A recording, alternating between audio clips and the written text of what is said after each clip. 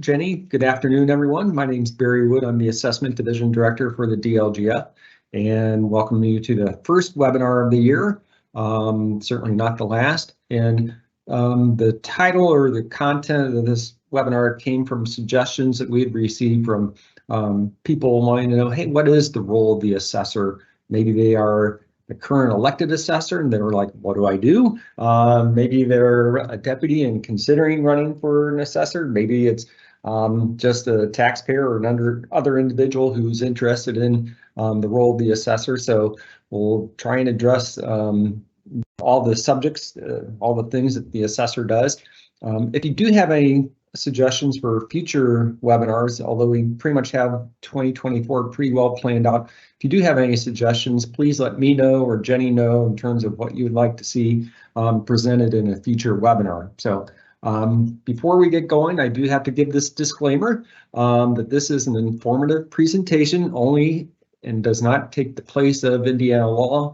The Indiana Code always governs. So frequently, if you contact me, I will probably give you either an Indiana Code citation or an administrative code citation, our rulemaking authority, or I may also ask you or tell you or recommend or suggest that you contact your county attorney for specific legal advice, because many times the situation is fact or case specific and your county attorney can provide you with legal advice or guidance.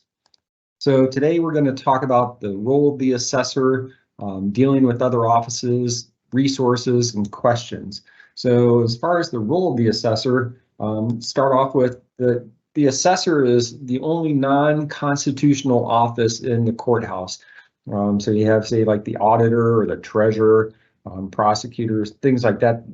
But the assessor is a non-constitutional office, meaning the county assessor, township assessor, is not limited in terms of the number of terms that they can serve, unlimited, whereas, say, like the auditor is restricted to 2 elected 4-year terms or 8 years in a row. So one of the questions I receive every now and then is, it seems like it's a taxpayer saying, I want to talk to the assessor's boss. And who is the assessor's boss? And sometimes they think it's the DLGF because we're the oversight agency, but the actual boss of the assessor, be it the county assessor or the township assessor, are the voters in that jurisdiction. So if the taxpayer wanted to contact the boss of the county assessor, they'd have to contact all the voters in the county. So the Indiana Code states that the county assessor shall be elected by the voters. And if the county assessor ceases to be a resident of that county for whatever reason, then they would forfeit the office. And the term of the assessor is for 4 years, beginning January 1st and continuing until a successor is elected. So the last election for the assessors was in 2022. So the next one will be 2 years from now, 2026. In order to be a candidate for the county assessor position, we'll talk about the township assessor in a little bit. But anyway, a county assessor must have resided in the county for at least 1 year before the election, and the candidate must own real property located in the county upon taking office. And unfortunately, the Indiana Code does not specify how big that property must be. One of the comments has been, could they own a piece of land or property the size of a postage stamp? And the answer would be yes, although that would be a very difficult legal description to find out, but there's no minimum or maximum real property requirements in terms of owning the property, but they must own the property.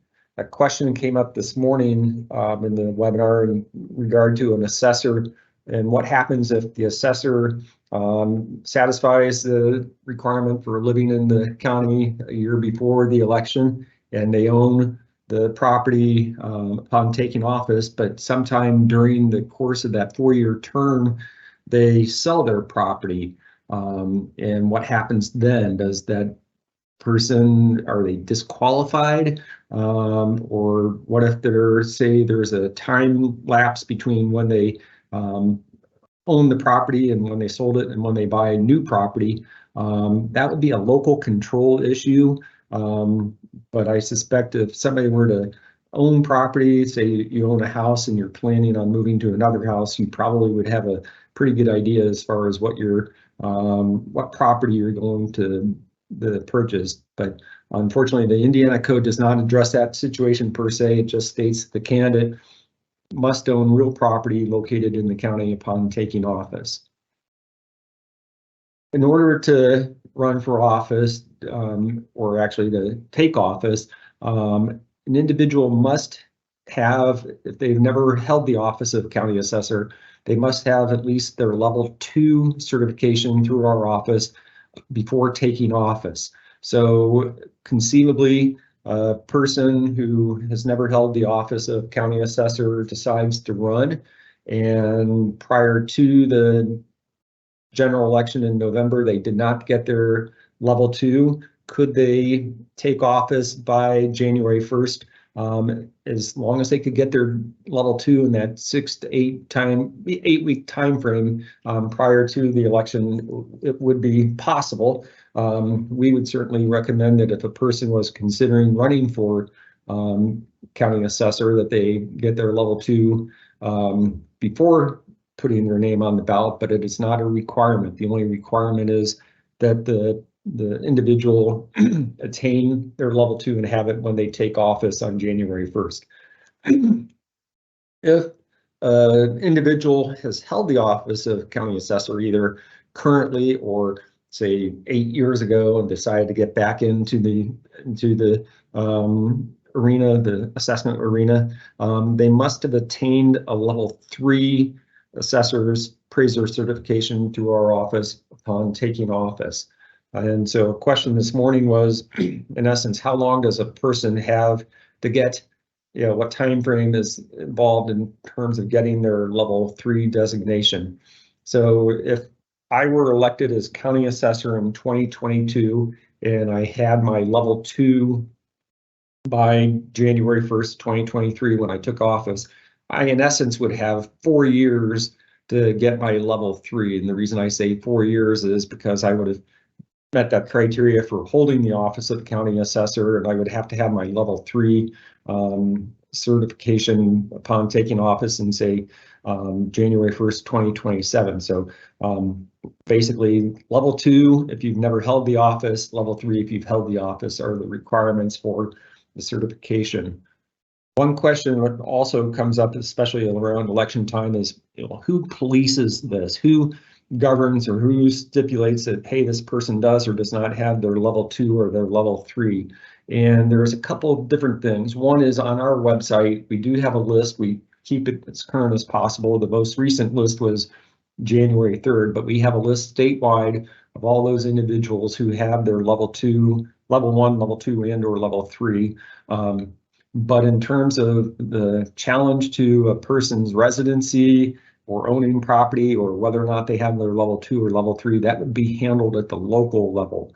Our office would not be involved in that. So if somebody wanted to challenge someone's eligibility or qualifications, they would have to do it at the local level and not through our office.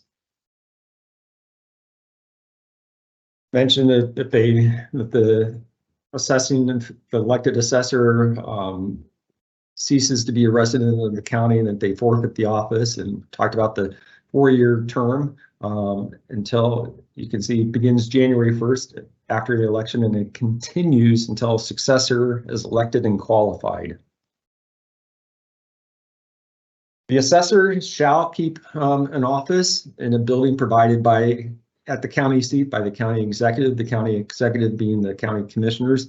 Most of the time, the office is going to be either in or near the courthouse, but there could be say an extension office or something, another office in close proximity, but it should be in the county seat. And you can see that the office hours are to be specified regular business hours, and it's specified on days by the county executive.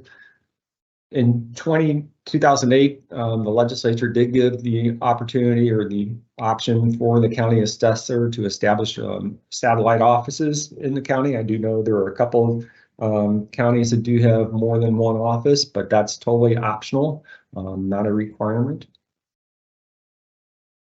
In terms of what are the actual duties of the assessor, the first one you can see in the Indiana Code citation there is countywide equalization. In other words, making sure that the assessments are done on a fair and equitable basis throughout the county. The second duty is the selection and maintenance of a countywide computer system. One of the biggest duties or responsibilities for the assessor is certification of the gross assessed values to the county auditor by July 1st each year. Another duty or responsibility is the discovery of omitted property, and that could be personal property if you're aware of a business personal property filer who's either not filed a return or maybe did not include all the property. The assessor can go after the omitted property, or there may be some situations with real property where something may not have been picked up, say like a pole barn or a shed or something like that. So the assessor has the opportunity to discover omitted property. In 2008, there was a legislation, we'll talk about it here in a second, in which the assessing duties of the township assessor were transferred to the county assessor. And basically, in the township, in that situation, it's the township assessor's duties were assumed to be done by the county assessor unless the township assessor, excuse me, in the referenda process for retaining the duties was retained by the township assessor. So in essence, in 2008, we had 1,008 township assessors, trustee assessors, and after the election process in 2008, that number was decreased to 13 township assessors statewide. And if you were to look at a map of the state of Indiana, all 13 township assessors are located on or in a line north of I-70 going east to west or west to east, Interstate 70. So say from Wayne County over to Vigo County in any place north. So the north half of the state is where the township assessors are located, the 13 remaining township assessors. If there has been a transfer of duties between the assessors, it does not affect any assessment or any appeal or any pending legal action that the prior township assessor or trustee assessor assumed.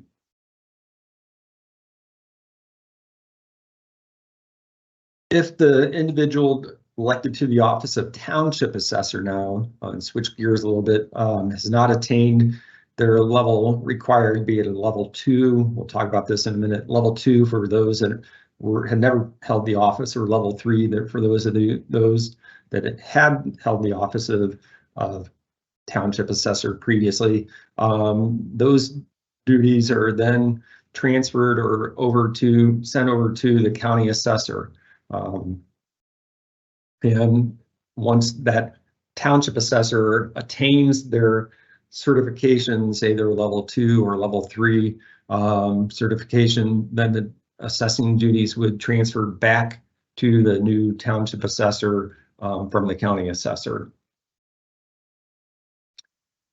One of the other primary duties or responsibilities of the county assessor is that they serve as the secretary to the Property Tax Assessment Board of Appeals, the PTABOA. They are a non-voting member, regardless if you have a 3 or a 5-member board.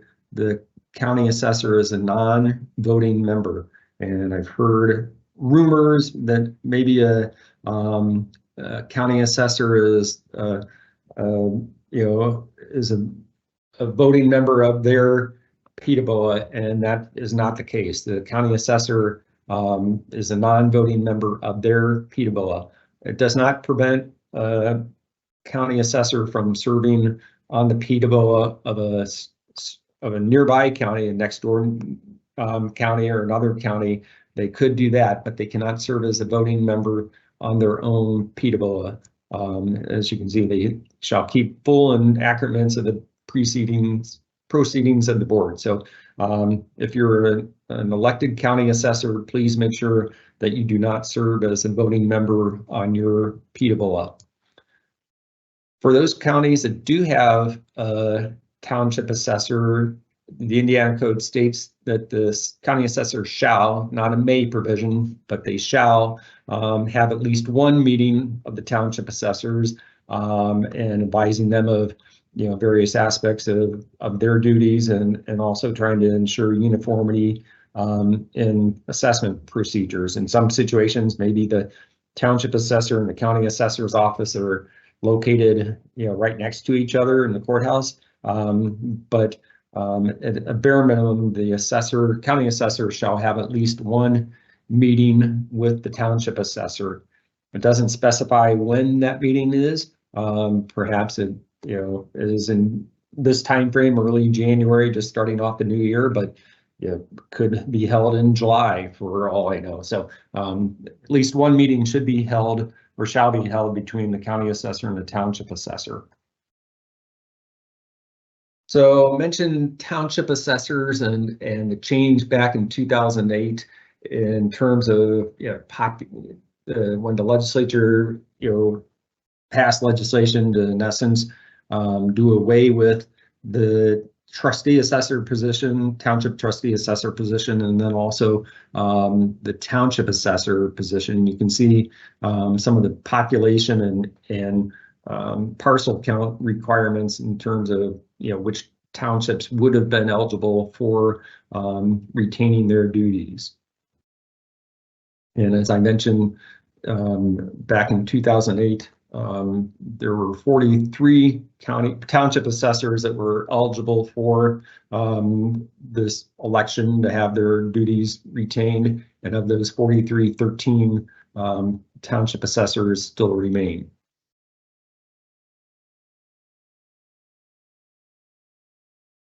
Talking about this subsection, or this part of the code talks about what I've just discussed basically.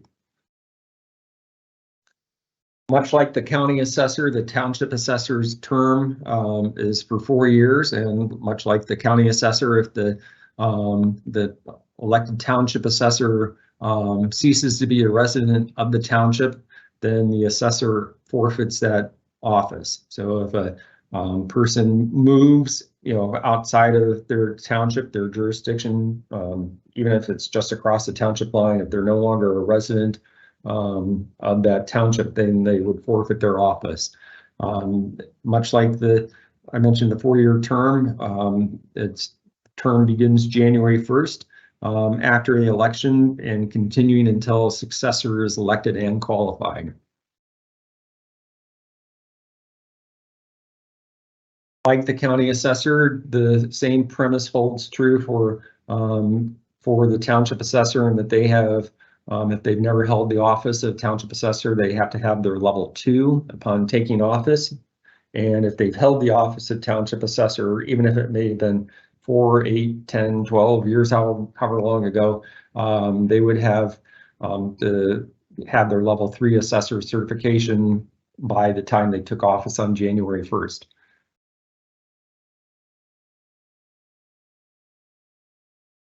In terms of other statutory duties, and this goes back to the change in 2008, basically the township assessor would assume that their duties would be assumed by the county assessor unless the township assessor had been voted, the voters in their township elected to have the assessment duties continue on with the township assessor instead of the county assessor. And I mentioned there are 13 current township assessors, and mentioned that they're in the northern half of the state. And of those 13, 5 of the township assessors are in Lake County. So who's responsible, what happens in terms of placing an assessed value on a parcel or property. And basically, as you can see, the code citation there is after or starting July 1st of 2017, an employee or the elected township assessor of a township assessor who is responsible for placing an assessed value must have obtained the level 3 certification. So in other words, if I'm an employee in a township assessor's office and I'm responsible for placing the assessment of a property, real property, and defending that in an appeal process or working with the taxpayer, I must have attained my level 3. If I'm simply an employee in the township assessor's office and I do data entry, or I'm responsible for personal property, or I just go out and I help do the data collection, taking the tape measure out or taking pictures, I don't necessarily have to have my level 3, although certainly we would recommend every employee, if possible, get their level 3 because that would demonstrate their education and training and knowledge, and that would help taxpayers know that their assessment is being done as accurately as possible. But at a bare minimum, a person who is responsible for placing an assessed value should have their level 3. So what happens if the township assessor has not attained their level 3? We talked about the duties, if upon taking office, but also you can see this code citation does allow for the appointment of a deputy or employee to, in essence, handle the work for that person, and or if a township assessor contracts out with a firm or someone, that individual should have the level 3 as well.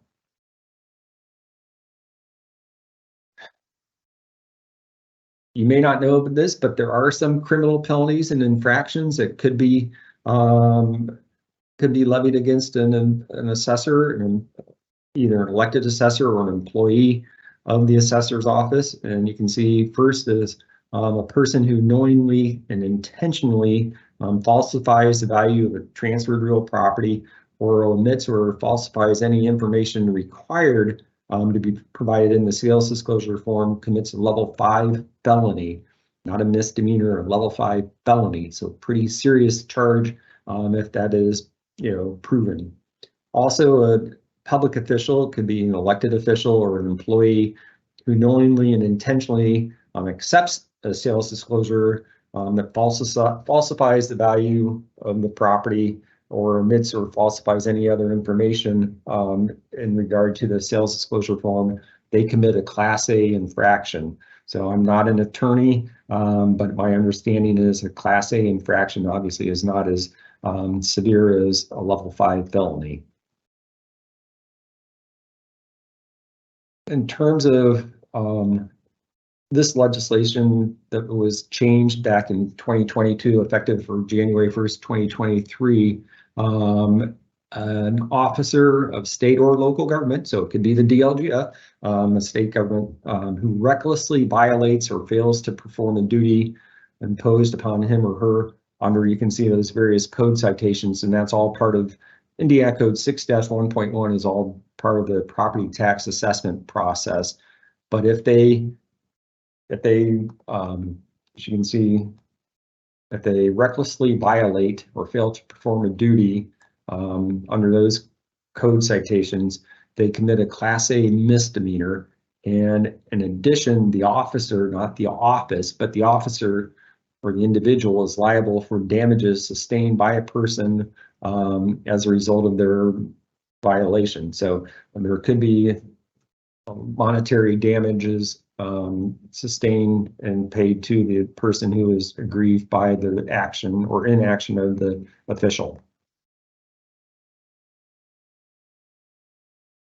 So an assessing official or representative of the DLGF, so we're not excluded from this at all, is that knowingly assesses any property at more or less than what the official representative believes is the proper assessed value, or fails to perform any of their duties, and recklessly violates any of the other general assessment provisions on this article commits a Class A misdemeanor. I have not heard of this happening or anyone being charged by their local prosecutor in regard to this, but as soon as I say it, I'm sure somebody's out there going to say, well, yeah, this happened to our county on XYZ date, or there's always a potential that it could occur. So please, for the assessing officials, be it the elected assessing official or their deputy and their employee or representative of the DLGF, please don't do anything that would get you in hot water, so to speak. Or as I used to be a township assessor, and as my predecessor said, don't do anything you can't explain on the front page of the paper, or nowadays, I guess, in social media, but please be careful. Confidential information is another situation that occurs, we get questions on, there is some confidential information. Typically, we think of confidential information as being, say, like in the business personal property return, and that may include earnings or income information or other confidential information. That information is to be kept confidential, and if you're not sure if it should be confidential or not, there's a couple things you can do. One is, especially in regard to the business personal property returns, on our website and on all of our forms, we will state whether or not some information is confidential or not. So for example, business personal property return forms 103 long or 103 short and the 104 form. The 103 long and the 103 short forms, up in the upper right hand corner, it will specify, it will state that this is a confidential form or confidential information, and the information is to be kept confidential. Whereas the 104 form is more of a public form and it is not confidential. But having said that, there is some confidential information that may be disclosed to others, officials or employees of the state or the United States government. And for example, I mentioned I was a township assessor previously, and one of the things I remember, we were approached by the FBI. The FBI was investigating a taxpayer, and the FBI came to us and requested copies of the business personal property return for that taxpayer. So in that case, even though it was confidential, we could disclose that information to the FBI, or if it were a state police investigation, something like that. If you have a question on whether or not something is confidential, I would encourage you to reach out to your county attorney to get an opinion, or you can reach out to the Indiana Public Access Counselor. Luke Britt is a state public access counselor, and he could give you an official opinion on whether or not something is confidential, and or if it could be disclosed to another individual that is not within your office. I had a question early in this morning's webinar in regard to email, and are emails confidential? And the answer is it depends. And I hate to be wishy-washy about it, but the situation obviously depends on what is in the content or the nature or the subject of the email, and in terms of, is there any proprietary information or something that cannot be disclosed or needs to be redacted. So in that case, in terms of emails, you would, like I said, I would contact your county attorney for an opinion, or contact the state public access counselor's office to get a definitive opinion. That way you know for sure what you can or cannot divulge to others that is confidential in nature. This also includes information, if the county has a vendor that helps with their, helps with their real property assessments or does personal property audits, whatever the case may be, those would also be subject to the confidentiality of the information. There are a couple of exceptions to this. The first one being in regard to confidential farm property records, so agricultural farm property records. The first is for the Indiana State Board of Animal Health.